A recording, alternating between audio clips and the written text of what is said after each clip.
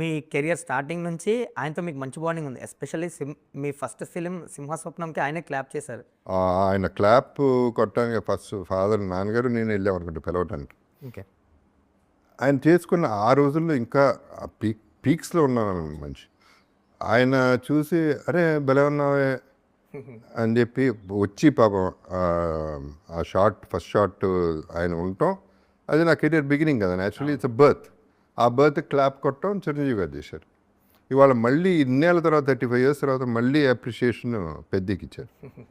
So it is a solid bonding and I really appreciate that man because పనిమాల అది చెప్పడం అనేది I would say that's the biggest compliment I got.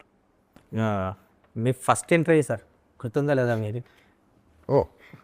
Oh as ఏంటో ఆ మేసాలు ఏంటో ఆ జుట్టు ఏంటో 'సింహస్వప్నం' అవును. సార్ ఇందులో మీరు చెప్పిన మాట ఒకటి నాకు బాగా నచ్చేది సార్. నేను బేసిక్గా రీసెర్చ్ చేస్తుంటా, ఎప్పుడన్నా రేర్ ఫొటోస్ రేర్వి మీకు కూడా అప్పుడప్పుడు పంపిస్తుంటే ఏమన్నా కనిపించినాయి మీ దాంట్లో. సో ఇందులో నాకు అందరినీ అభిమానిస్తాను, ఎవరిని అనుకరించను అన్నారు. వెరీ ఇనిషియల్ స్టేజ్ అది. మీ ఫస్ట్ ఇంటర్వ్యూలోనే ఆ మాట చెప్పారు. ఏంటది అందరినీ అభిమానిస్తాను, అందరినీ అభిమానిస్తాను, ఎవరిని అనుకరించను అంటే ఎవరిని సార్ అది మీరు రాసిన తెలుగు, నేను రాయలేదు. నాకు అంత తెలుగు రాదు. కాదు సార్, ఎవరిని ఇమిటేట్ చేయను. కదా imitation sir, like imitation.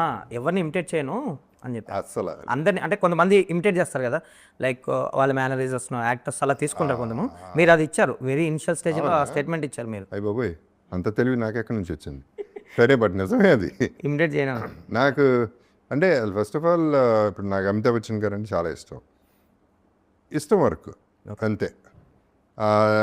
Imitation అనేది అసలు నేను ఎవరికి ఫ్యాన్ కాదు, ఎవరికి కాదు.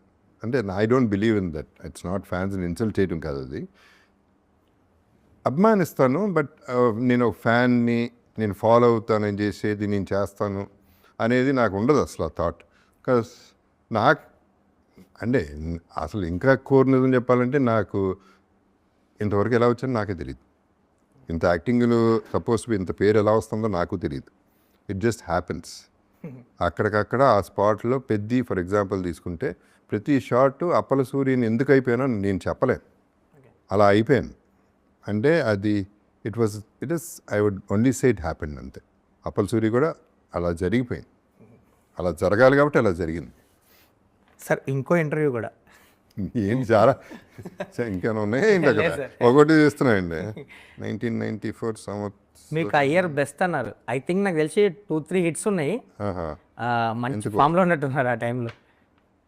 ఏంటో అప్పుడు ఏ సినిమా ఇది? అల్లరి ప్రేమికులు అనుకుంటా. అదే సార్, ఓకే. క్యాప్ పెట్టుకొని. సార్ నాకు ఆ ఇంటర్వ్యూలో ఒక విషయం నచ్చింది సార్. నేను డీటెయిల్గా చదువుతుంటే మీరు అందులో ఒక విషయం చెప్పారు.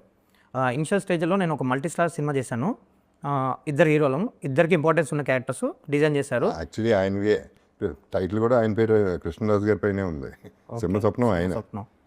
సో మేబీ ఆయన ఏంటంటే ఆయన సీన్ల గురించి ఎక్కువ పెట్టించుకోవడం, ఒక పాట ఎక్కువ పెట్టించుకోవడం జరిగింది. దానివల్ల కథ డిస్టర్బ్ అయింది, సినిమా డిస్టర్బ్ అయింది అన్నారు.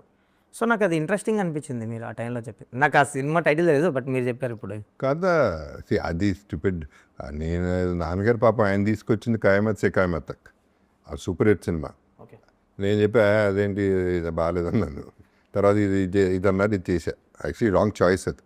And double role first cinema చేయటం it's stupid decision, my decision that was.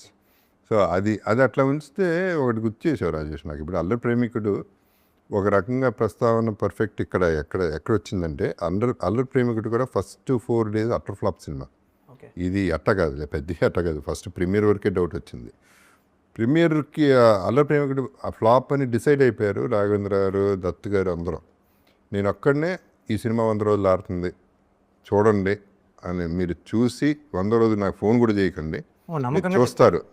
నమ్మకంగా చెప్పారు. 100% చెప్పా.